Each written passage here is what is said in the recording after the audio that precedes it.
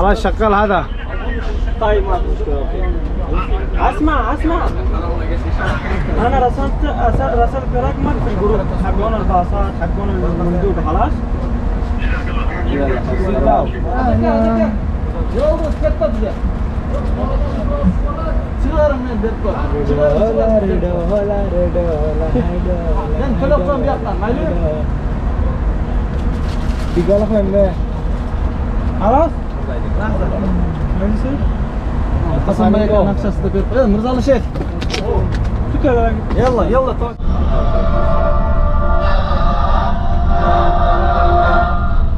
مشيت شيخ مشاري يدفي موسيقى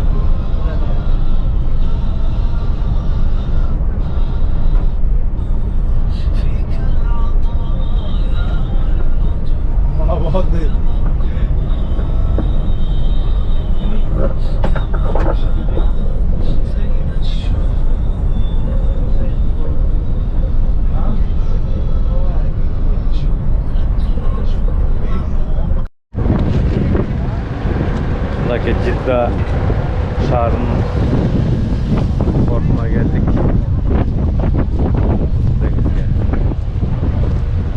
Ayva port. Halkı.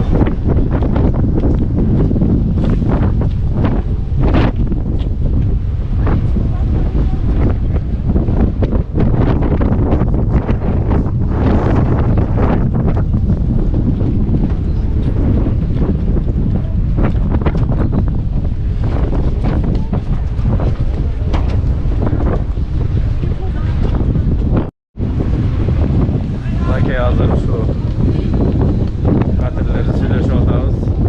Birincisi dayar buldu inşallah. Eko geldi, Eko dayar buldu.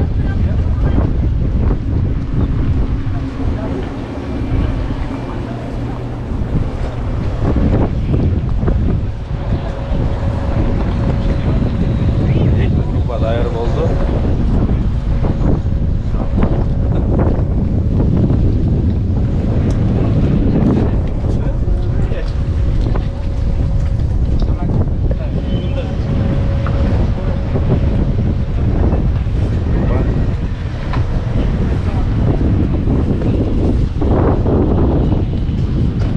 Sizlerge dostlar, hazırcılaslar. Hazırcılat bayke. Özün sayday toqşaysan ha? Ya.